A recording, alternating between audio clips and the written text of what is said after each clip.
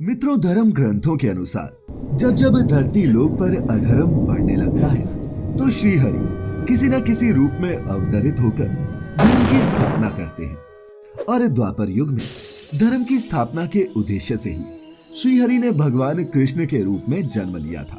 मित्रों, वैसे तो श्री कृष्ण ने कुरुक्षेत्र में हुए महाभारत युद्ध में शस्त्र नहीं उठाए थे, किंतु ऐसा भी नहीं है कि उन्होंने कभी युद्ध नहीं किया। आज की इस वीडियो में हम आपको विष्णु पुराण की एक ऐसी कथा के बारे में बताएंगे जिसमें भगवान कृष्ण को एक दैत्य का अहंकार दूर करने के लिए भगवान शिव तक से युद्ध करना पड़ा था। तो इस युद्ध के बारे में विस्तार से जानने के लिए बने रहें आज की इस वीडियो के अंत तक। नमस्कार और स्वागत है आप सभी का द डिवाइन टेल्स पर एक बार फिर। मित्रों, विष्णु पुराण में वर्णित इस कथा के अनुसार पौराणिक काल में बलि नाम का एक दैत्य हुआ करता था जो अपनी दानवीरता के लिए तीनों लोकों में प्रसिद्ध था। उसी दैत्य राज का सबसे बड़ा पुत्र बानासुर हुआ जो बलि के बाद दैत्यों का राजा बना। बानासुर जब युवा हुआ तो वह भगवान शिव की घोर तपस्या करने लगा।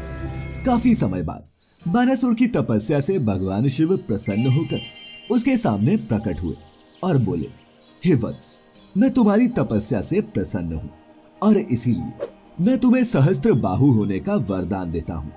अर्थात आज से तुम 1000 भुजाओं के स्वामी हो, परंतु फिर भी यदि तुम्हें कोई और वरदान मांगना हो तो मांग सकते हो।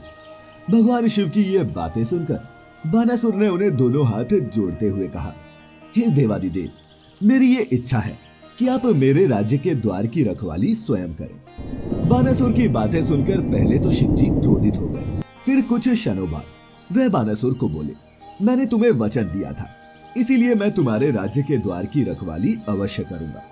इतना कहकर शिवजी अंतर्ध्यान हो गए और बानासुर भी अपने राजमहल को लौट आया। महल लौटने के बाद बानासुर शिवजी से मिले वरदान के कारण अहंकारी हो गया और तीनों लोकों में अत्याचार करने लगा। उसके बल के डर से उससे कोई भी युद्ध नहीं करता। इसके बाद जब काफी दिनों तक बानासुर से कोई भी युद्ध करने नहीं आया तो एक दिन वह भगवान शिव के पास ही कैलाश पहुंच गया। भगवान शिव को प्रणाम करते हुए उसने कहा, हे देवादिदेव, कई सालों से मेरे साथ किसी ने युद्ध नहीं किया है, जिसकी वजह से मुझे ये 1000 भुजाएं अब भार जैसी लग रही हैं। इसीलिए मेरी आपसे विनती है कि आप ही मुझसे युद्ध करें। बानासुर की बातें सुनकर शिव जी को क्रोध आ गया, किंतु उन्होंने अपने क्रोध पर नियंत्रण रखते हुए कहा, हे मूर्ख बानासुर, तुम्हारे इस अहंकार को चूर करने वाला जन्म ले चुका है। ये सुनकर बानासुर हंसते हुए बोला, हे प्रभु, वो कौन है जो कई सालों बाद मुझसे युद्ध करेगा? बानासुर के इस प्रश्न को सुनकर भगवान शिव बोले, हे बानासुर, जिस समय भी तेरे महल के मुख्य द्वार पर लगी मयूर चिन्ह वाली ध्वजा टूटकर गिर जाएगी, उसी समय तुम समझ जाना कि तेरा दुश्मन महल में आ चुका है। ये सुनकर बानासुर अति प्रसन्न हुआ और अपने महल को लौट गया।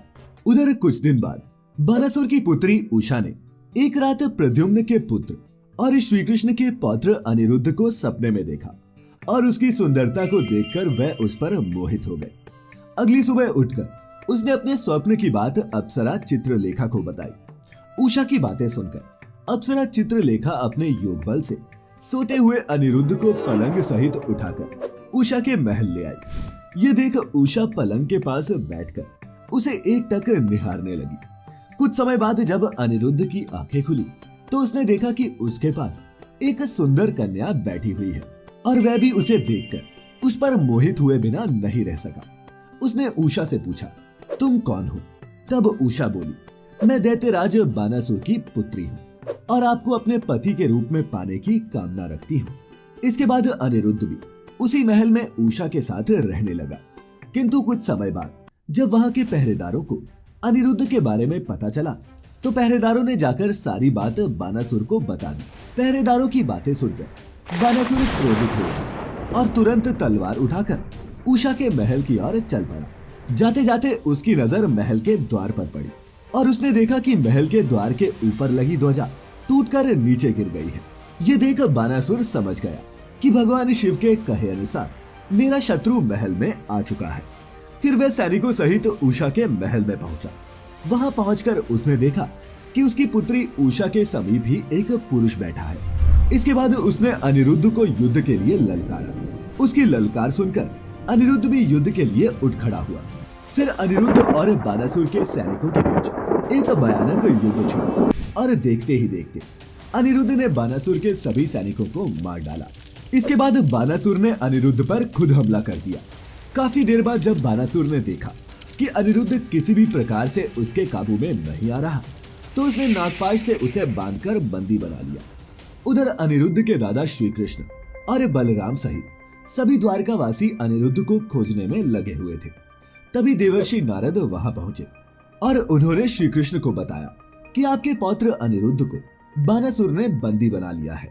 देवर्षि नारद की बात सुनकर भगवान कृष्ण, बलराम, प्रद्युम्न, सात्यकी नारायणी सेना के साथ बानासुर के राज्य शोणितपुर पर आक्रमण करने के लिए निकल पड़े। उधर जब बानासुर को यह पता चला कि द्वारकाधीश भगवान कृष्ण अपनी सेना सहित उसके राज्य पर आक्रमण करने वाले हैं, तो वह भी अपनी सेना के साथ महल के द्वार पर आ गया। फिर दोनों सेनाओं के बीच युद्ध शुरू हो गया। युद्ध के दौरान बलराम जी ने कुंभकर्ण तथा कूपकर्ण जैसे राक्षसों को मार डाला और भगवान कृष्ण बानासुर के साथ युद्ध करने लगे।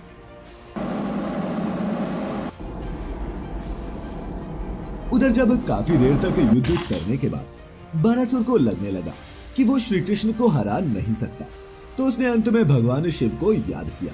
अपने भक्त की पुकार सुनकर शिव जी ने पहले तो अपने गणों को बानासुर की सहायता के लिए भेजा, परंतु भगवान कृष्ण और बलराम ने उन्हें भी परास्त कर दिया। ये देख शिव जी अपने भक्त की रक्षा के लिए स्वयं रणभूमि पहुंचे। फिर भगवान शिव ने श्री कृष्ण से युद्ध भूमि से वापस जाने को कहा, परंतु श्री कृष्ण युद्ध भूमि से पीछे हटने को तैयार नहीं हुए। अंत में भगवान शिव ने अपने त्रिशूल से उन पर प्रहार कर दिया। इसके बाद श्री कृष्ण और भगवान शिव में घोर युद्ध होने लगा। श्री कृष्ण के बाणों से भगवान शिव की सेना कांपने लगी और वहां से भाग गए। ये देख शिव जी भी हाथ जोड़कर भगवान कृष्ण से बोले, हे नारायण, मैं आपके चरणों में पूर्ण रूप से समर्पित हूँ, इसीलिए मैं अपने शस्त्रों का त्याग करता हूँ। लेकिन स्वामी, मैं इस समय अपने वचनों से बंधा हूँ, इसीलिए बानासुर को दिया वचन तोड़कर मैं युद्ध भूमि से हट नहीं सकता। परंतु एक उपाय बताता हूँ, आप मुझ पर जिम्नारस्त्र का प्रयोग करें, जिसका मैं प्रतिकार नहीं करूंगा, और उससे सिर्फ कुछ देर के लिए मैं सो जाऊंगा। इसके बाद श्री कृष्ण ने वैसा ही किया। भगवान शिव जिम्नारस्त्र लगने की वजह से वहां मूर्छित हो गए और तब श्री कृष्ण पुनः बानासुर के साथ युद्ध करने लगे। ये देख बानासुर भी अति क्रोध में आकर उन पर टूट पड़ा। अंत में श्री कृष्ण ने अपना सुदर्शन चक्र निकाला और बानासुर की भुजाएं काटना शुरू कर दिया, और भगवान कृष्ण ने बानासुर की 4 भुजाएं छोड़कर बाकी सभी भुजाएं काट दी। उसी समय शिवजी की मूर्छा टूट गई और उन्होंने बानासुर से कहा, रे मूर्ख, ये भगवान कृष्ण है, इनके सामने तू अहंकार दिखाना छोड़ दे, नहीं तो तुझे मेरे भी क्रोध का सामना करना पड़ेगा। फिर भगवान शिव ने हमारा Facebook page the divine tales Hindi. तो मित्रों, फिलहाल आज के लिए बस इतना ही। अब इजाजत दें, आपका बहुत बहुत शुक्रिया।